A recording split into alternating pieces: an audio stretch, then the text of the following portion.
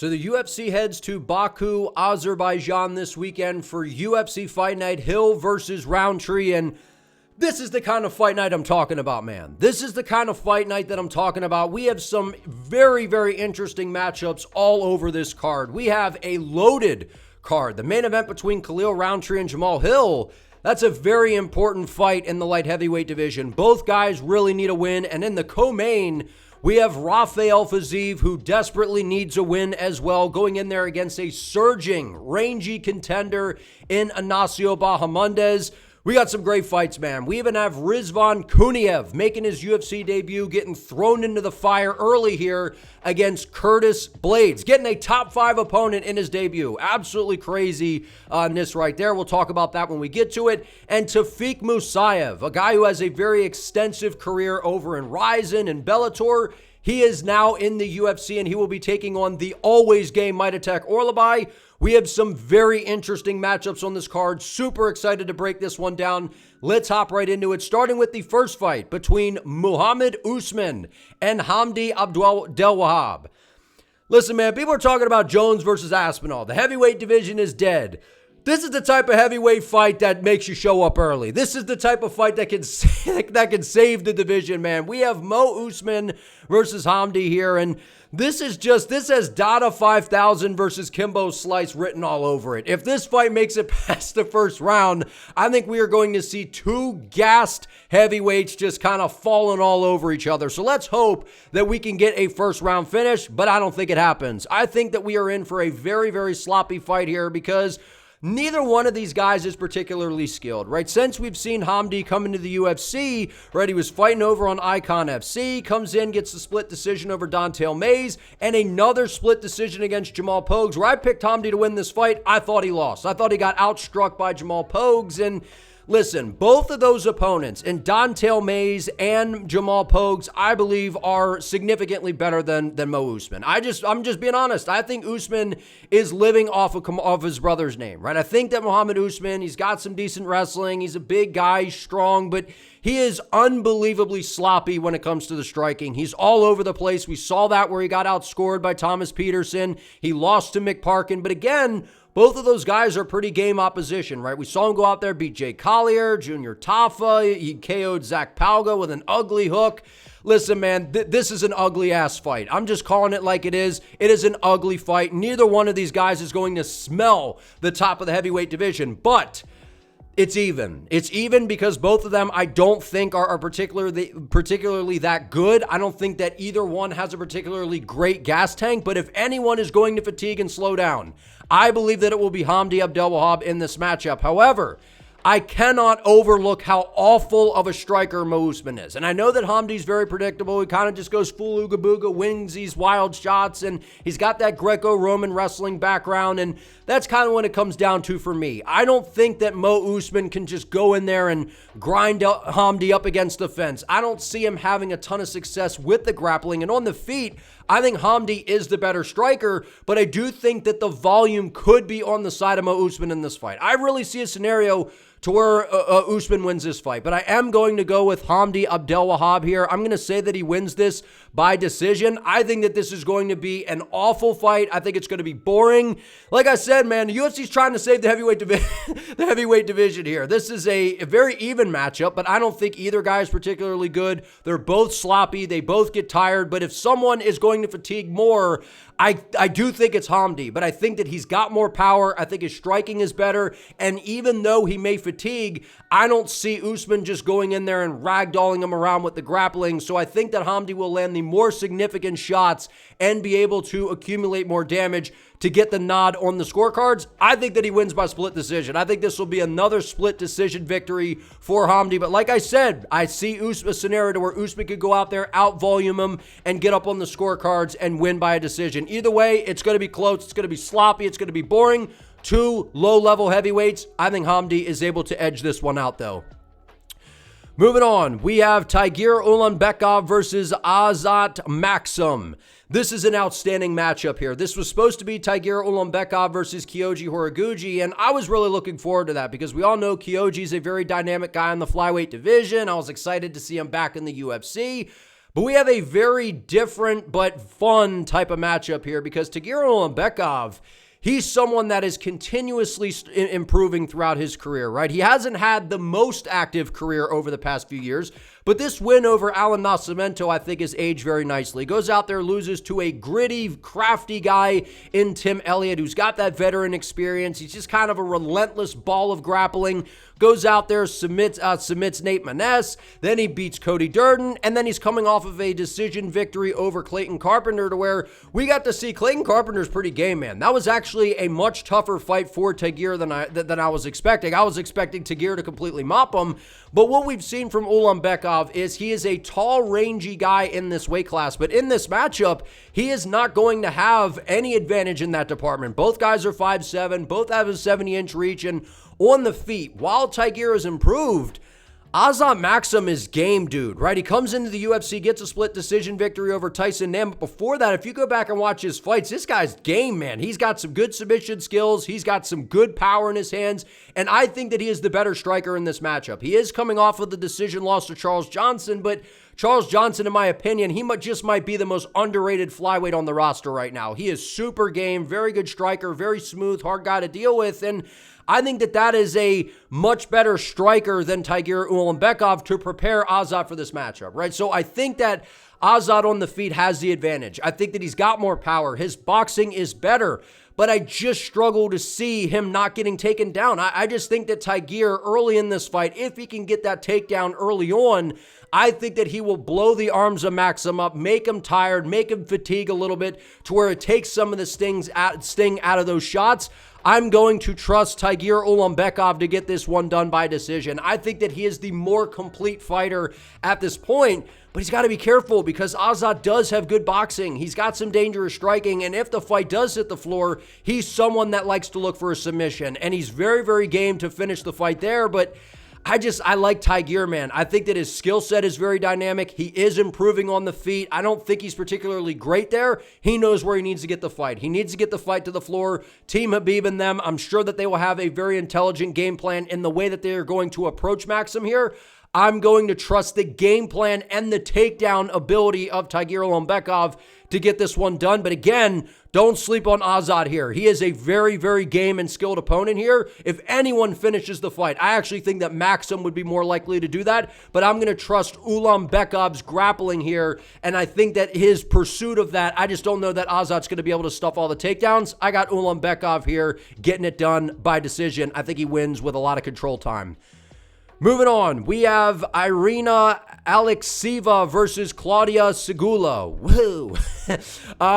Listen, man, there's not a lot to break down here. Listen, I just think that Irina, she's a little grittier, she's tougher, and I think that she's just a more well-rounded fighter. And really what kind of tells us everything we need to know, she got into kind of this gritty back and forth with Melissa Mullins, who's also on this card. And, you know, we saw before she went out there, she beat Stephanie by submission, goes out there, beats Stephanie, over in Bellator. So she's got some experience in other promotions, but she doesn't have the most dynamic skill set, right? I think that she's decent on the feet. We've seen her submit a few people, but this is just kind of a lackluster fight here. And, coming off of, for Claudia here, she went out there and fought Melissa. She got finished. She got brutally finished, right? And then she goes out there. She was on a nice win streak. And I would say that Claudia is probably the more technical overall fighter. But we see a lot of the times in WMMA, especially towards the lower level end, if you're a little bit grittier, if you're meaner, if you are just willing to put yourself into the fire, eat one to give one, those are the fighters that can usually come out on top. It's not very often that we see someone come in with this crisp, clean technique to where you can go out and outscore people, right? We see Jacqueline Cavalcanti do that all the time, but I don't think Claudia is on that type of level. I got Irina getting this one done by decision here. I think that her grit and just kind of pushing forward, willing to close the distance here, take one to give one, I think Irina will get this one done. Low-level fight here, though. I think Irina gets it done. We have Zheleznyakova versus Melissa Mullins here.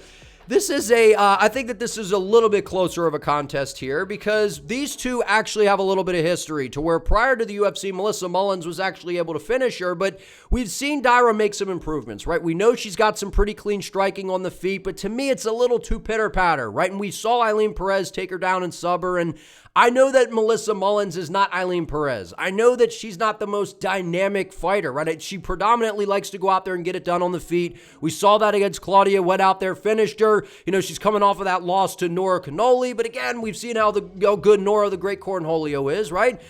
And then she goes out there, wins a couple decisions, and I just think that the grit, the tenacity of Melissa Mullins, that's what this comes down to. I think that Daira is actually the more technical fighter, but that doesn't always win you the fights, man, in WMMA, and I just think Melissa's grit, the way that she can move forward, get into the pocket, let her shots go, I think that she has a power advantage. I think that this looks very, very similar to the first fight, but I'm going to say that it ends in a decision here. I don't know if we get a finish like last time, but I think Melissa is just the grittier and better fighter between the two. I think it looks similar to the first fight minus the finish. I think Melissa, if she takes the fight to the floor, will have the advantage there, and I think if she can close the distance, she will have a lot of success in this matchup. I think that she's able to win this one by decision. Moving on, we have Ismail Naurdiev versus Jung Park. Interesting fight here because Ismail Naurdiev, he was someone that was in the UFC, then was bounced from the UFC, and he's came back, right? And he comes back, you know, in his second go here in the UFC, goes out there and beats Bruno Silva. And I picked him to win this fight, right? Because I thought that, you know, Ismail, he's pretty good on the feet, speedy, fast, closes range pretty well, his pretty good footwork, good movement on the outside, and he does have pretty solid grappling, right? I know people will see the last name Naurdiev and they're like, oh, this man, he's got to be a takedown machine. He's going to go out there, hug people to death. Like, that's not what's going to happen. This guy doesn't have a super high level of grappling, but he is still pretty good, right? He likes to get things done on the feet. He's rangy, he's fast, and I do think coming into this fight, he will have a speed advantage. The problem with this fight for Naurdiev is Jung Park, man, the Iron Turtle, dog. Like, people overlook this guy, right? I know he's the favorite coming into this, and finally some respect on the name of Jung Park. If you go back and you look at the career of Jung Park, right, I think that basically his one real loss was to Fluffy Hernandez, right? He got finished by RoboCop as well. I mean, those are two dangerous guys, right? And the loss to Muniz, he won that fight, right? I know that he technically lost by split decision. He didn't lose that fight, right? And that was this one right here. But he's a game opponent, man. He's coming off of the split decision win over Brad Tavares. We saw him against Albert Duraev, got the submission. He subbed Dennis Tululin, and then he went out there and finished Joseph Holmes. Listen, Jung Park, to me, is the better overall fighter here. I think on the feet, his boxing, that jab, the way that he likes to throw those combinations and stick and move from the outside, like, I just think that he has the advantage here. He has the UFC experience advantage. I think he's better on the feet. He's got some good pop in his hands. I think that jab, if he keeps it busy, will really hinder Ismail in this fight. And I think that if Jung Park sets the tone early, gets the jab going, I think that he easily wins this fight, man. Like, I know that may sound crazy, but I think Ismail's good, and it's great that he's getting another run here, but I just think Jung Park I just think he's a little bit ahead here, right? And I know he's 34, and, you know, maybe he's getting a little close to the end, but I still think he's got quite a bit of fight left in him. I'm going to say that Jung Park wins this fight by KO. I think in the second round, I think that the jab gets going, it gets busy, and if Ismail is not having a lot of success on the feet, that's the problem here. I think that he's kind of banking on being the better striker, which I don't know that he is, because I think that the boxing of Park can add up and really accumulate that damage, frustrate Naurdiev to where maybe he decides to implement the grappling. And if he does, Park's got good submissions, man. He is a super well-rounded fighter. He's got a ton of experience. He's a guy that I feel like has been overlooked a lot throughout his career, and don't sleep on the Iron Turtle, man. I think he's the better fighter here. I think he's got more ways to win this fight. Give me Jung Park to get this one done by finish, but I don't know if he gets a finish, to be honest with you, but I'll lean that way, but I very much could see a decision here. But again, if Naurdiev can stick and move from the outside, utilize that speed, I think that maybe there's a shot that he could outstrike Park here, but I like the more ways to win here for Jung Park. I just think he's the better overall fighter. Moving on, we have Seokyeong Ko versus Oban Elliott. this is a fight of the night type of candidate right here. This is an outstanding matchup here by the UFC, as we've seen Ko come into the UFC on the Contender Series, got the win over Igor Cavalcanti, and listen, man, they call this dude the Korean Tyson. He goes out there, he's got some serious power in his hands, he moves forward, and he throws these big, wild, ooga-booga shots, right? And I think that that is a little bit of a problem coming into this matchup, because not only is Oban Elliott the cleaner, more technical overall fighter, in my opinion, but we have seen Oban Elliott really improve since coming into the UFC. Got the decision on the Contender Series, goes out there, beats Val Woodburn, beats Preston Parsons, and I was like, man, we're not seeing any finishes here, right? And that kind of worries me, because Oban Elliott's got a big-ass head, man. He's got a big dome, and I'm like, I don't see people really having, a chance to knock this guy out with too much ease. Like, I think that Oban Elliott with that big-ass head, I think that this dude could take a ton of damage, right? And what we've seen, he's got a well-rounded skill set, and then he goes out there against Basil Hafez, and he shut me up in terms of finally getting a finish. And that's what I was looking for, was, a finish from this guy. But we've seen Oban constantly improving, constantly bettering his game, and I think that his well-roundedness is actually going to win him this fight. But the way that Ko fights, I don't think that this goes to the judges' scorecards, unless Elliott just level changes and is able to just kind of lay on him and keep the fight there. But I don't think that that's going to happen. I think that Ko is scrambly enough. He's wild. This dude will go out there and kind of has that kill or be killed type of attitude. But I think that those big winging ooga-booga shots, of course, if they land, he's got crazy power. He could knock somebody out here. But I don't think that it happens. I think Oban Elliott will be prepared. I think that anytime Ko loads up, he will level change. He will make him pay for overswinging. And I think that the more improved striking from Oban Elliott that we've seen is enough to get it done in this matchup. This is a fun fight here, but I think Oban Elliott is the more well-rounded fighter. I think that he mixes it up and gets this one done over Ko. I think that he finds a finish in the second round. Maybe he drops him with a shot and lands some good ground and pound, but either way, I think Elliott gets this thing done. Moving on, we have Muhammad Naimov versus Bogdan Grad.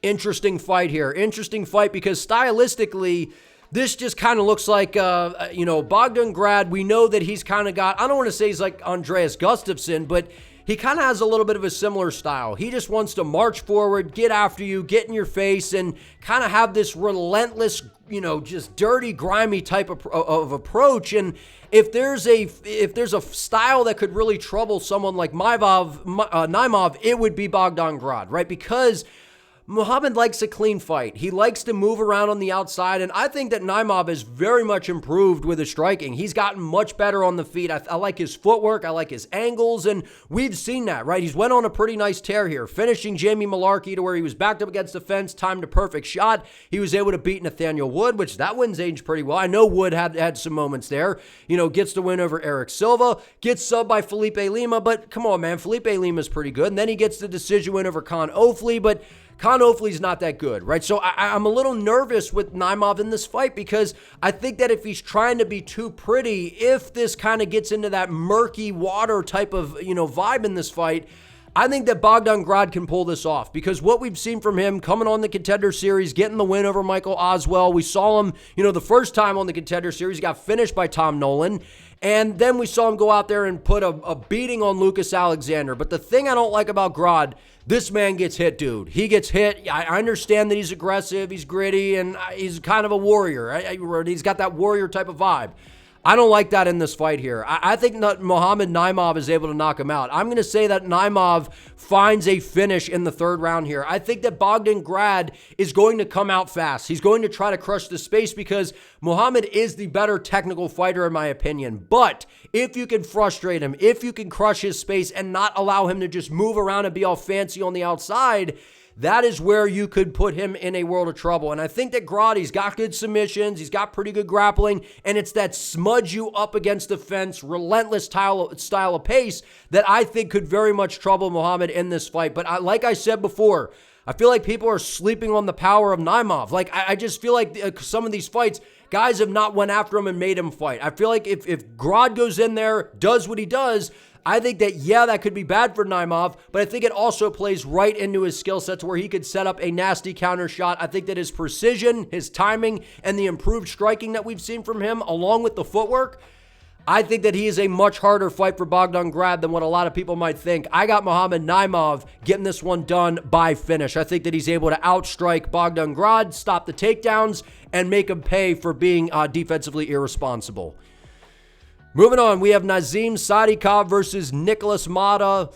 This is a fun fight, man. Fun fight right here, but I also think that it is a little one-sided. I think it's a little one-sided because, look, I know Nicholas Motta's good. I know he's explosive. He's powerful. We've seen that throughout his career. Goes out there, finishes Cameron Van Camp, and we got to see, man, this dude's explosive. He's powerful. Then he goes in there against another explosive fast starter in Manuel Torres, and he got starched. But okay, but Manuel Torres is very, very good. Then he goes out there, finishes Tom Nolan. That wins age really well because Tom Nolan's super game. Then he goes out there, and he's coming off of a win 6 months ago, but to me, this is the fact that while Nicholas Motta is very, very live here to get this thing done, I think that he is really, really good. He's dangerous. He's explosive.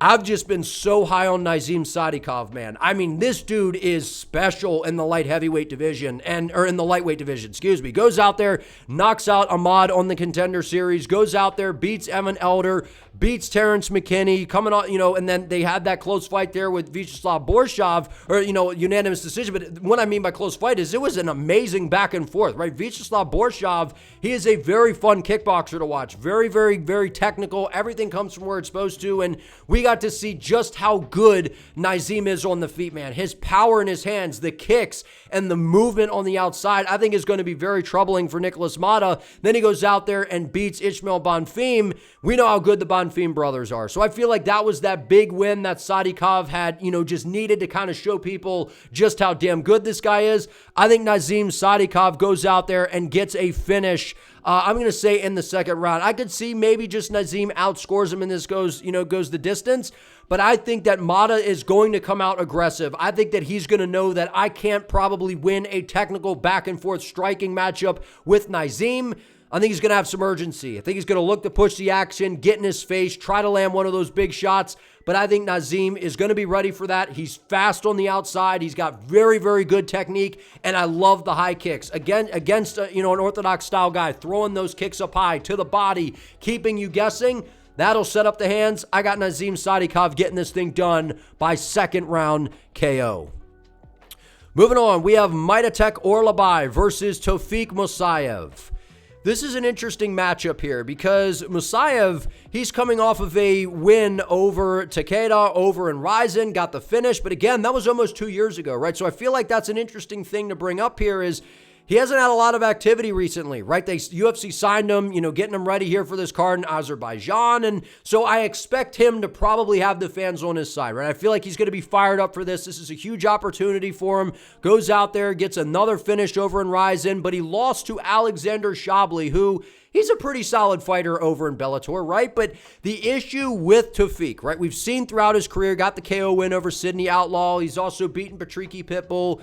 The deal with Tofiq is this. He has a pretty good ground game, but this guy likes to move forward, likes to get kind of in the phone booth right at that edge of range to where he can find that right hand. This dude is a right hand spammer. That is essentially almost all he does, right? I know he does some other things. He'll mix in the takedowns, take guys down. He does have a pretty well-rounded game, but he just looks for the right hand. And I feel like he is way too predictable for someone like Maidatek Orolbai, who is a super game prospect in the lightweight division. I feel like people may hop off of the train because he is coming off of a loss, but I thought that this could have went either way. I thought Orolbai won this fight, right? And this was basically a fight of the year candidate against Mateusz Rebecki, who if you're getting cracked by Rebecki and you're not getting KO'd, I don't know who's KOing this guy in this division, man, right? So, I mean, maybe guys towards the top, but I'm telling you right now, Orolbai, he's got the win over Elvis Brenner. He beat Uros Medic by decision, or by finish with the neck crank.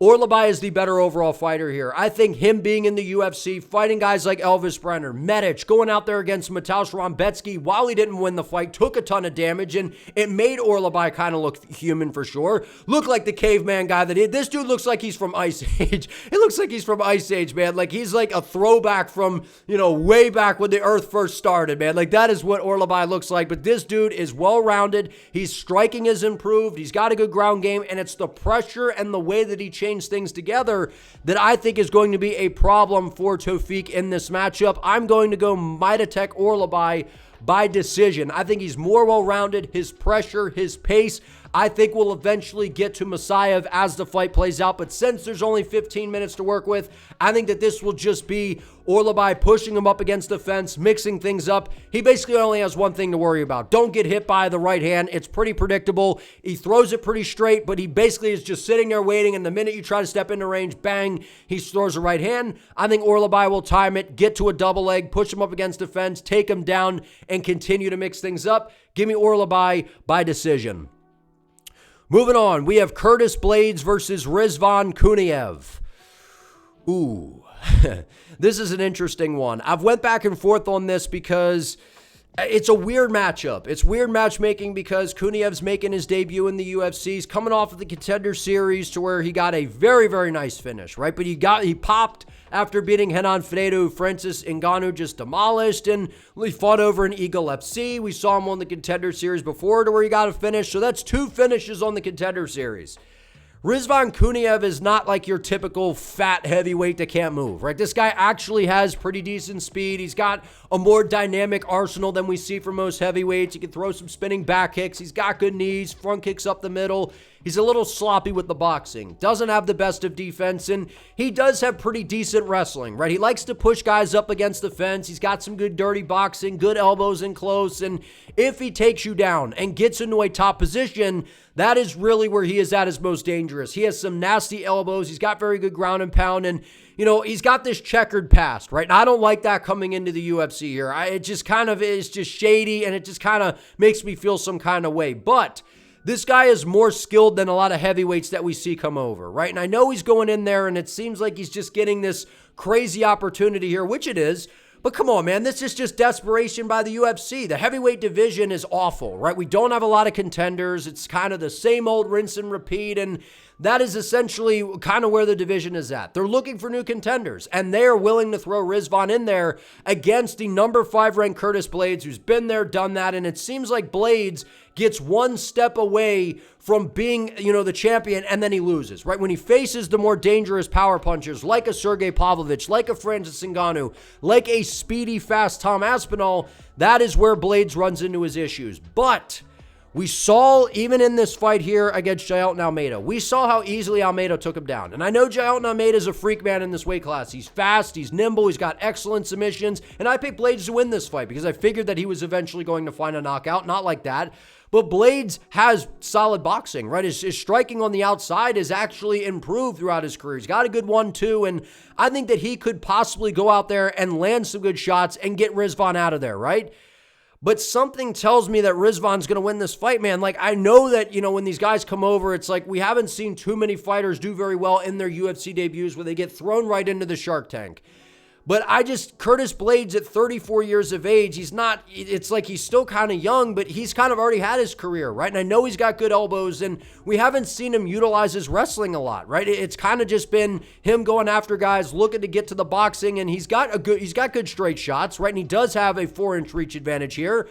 But I think that the dirty style of Rizvan Kuniev in terms of getting him up against the fence, landing some of those good shots, I think that it's going to be enough for him to win a decision here. Maybe we see a finish, right? I could very easily see Curtis Blaydes going out there, outboxing him, and he just makes it look super easy, and Kuniev just ain't that good. But I think that Kuniev is a little bit better than what we see from a lot of heavyweights. I really do. I think that he's got some decent speed to him. He's got some decent wrestling to where I think that maybe it cancels out. I do expect Rizvan to try to utilize, the takedowns, push him up against the fence, dirty box, and try to make this a close in type of fight. If Blaydes can keep him at the edge of range, Blaydes wins this fight all day long. But I honestly think that Rizvan, if he can even take Blaydes down, which again, that's going to be very hard to do, I think he can land some very good shots in close. But at all circumstances, Blaydes cannot end up on the bottom here because that is where Rizvan is at his best. But I think Kuniev is a little bit better than what a lot of these other guys are. And I know that he's not as good as Pavlovich and some of these other guys, but I just think it's the gritty, dirty, grimy type of style that he's going to bring, pushing you up against the fence. He doesn't need it to look super pretty. I think that is how you can beat a guy like Curtis Blaydes outside of having just devastating knockout power. I think Rizvan is able to get this one done. But again, maybe he just ain't that good, and Blaydes just goes out there and makes this look easy. So I very much could see that. But I think Rizvan pushes him up against the fence, lands some good shots in close, and is able to win a decision here. UFC's desperate for heavyweight contenders. I think Kuniev can actually probably get this one done here. Moving on, co-main event, we have Rafael Fiziev versus Ignacio Bahamondes. This is a great matchup here. Great matchmaking by the UFC because Rafael Fiziev, he's kind of had a really tough 3-fight stretch here, right? He goes out there and loses to Justin Gaethje in what was an absolute cracker of a fight, man. It was super fun. It was explosive. Guys were throwing big shots, and we saw just a super fun fight here. And then, he comes back against Mateusz Gamrot, blows his knee out, and I'm just like, where's Fiziev go from here, right? Is he going to be the same guy? And he comes back on short notice as, Hooker pulled out, so now he steps in against Gaethje on short notice, and we saw him take down Justin Gaethje with ease, put him in a bad position in that, I think it was an inverted triangle, if I'm not mistaken. And we'd seen that Fiziev he's a dangerous guy, right? He's got excellent Muay Thai skills. He's got very, very fast combinations, very fast kicks, and he's very good defensively when he's fighting kind of on the outside and the edge of range. Where he tends to struggle is in the pocket, and that's what Justin Gaethje brings to the table, right? And I'm not saying that Fiziev's bad in the pocket, but against a guy like Justin Gaethje, that's not where you want to be. Where he can land those leg kicks, where he can let those nasty uppercuts go, that is where Gaethje is at his best.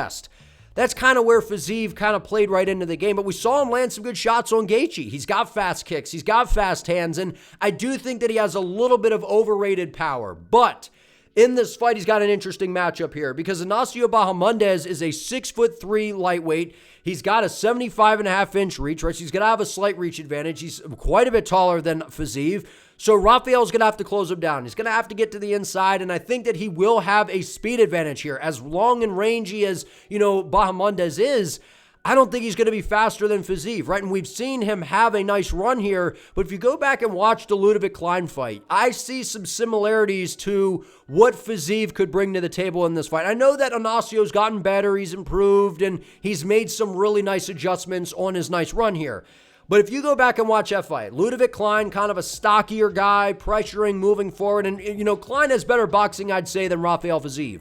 But in terms of the Muay Thai skills, I think if Fiziev can get in his face, if he could get to the inside, let those combinations fly and attack the legs because Bahamondes is tall and those legs don't have a lot of meat on them, I could see Fiziev beating up his legs, throwing those hands to the body, mixing up some of those shots because we've seen Fiziev, man, go out there and finish guys. We saw what he did to Brad Riddell. We saw what he did to Rafael Dos Anjos. We saw what he did to Renato Moicano. This guy's dangerous, man. He's very, very good, and I just feel like he's due for a win here. And I know Bahamondes is on a nice streak, going out there beating Christian Giagos, going out there starching Manuel Torres at the Sphere, getting a submission victory over Jalen Turner.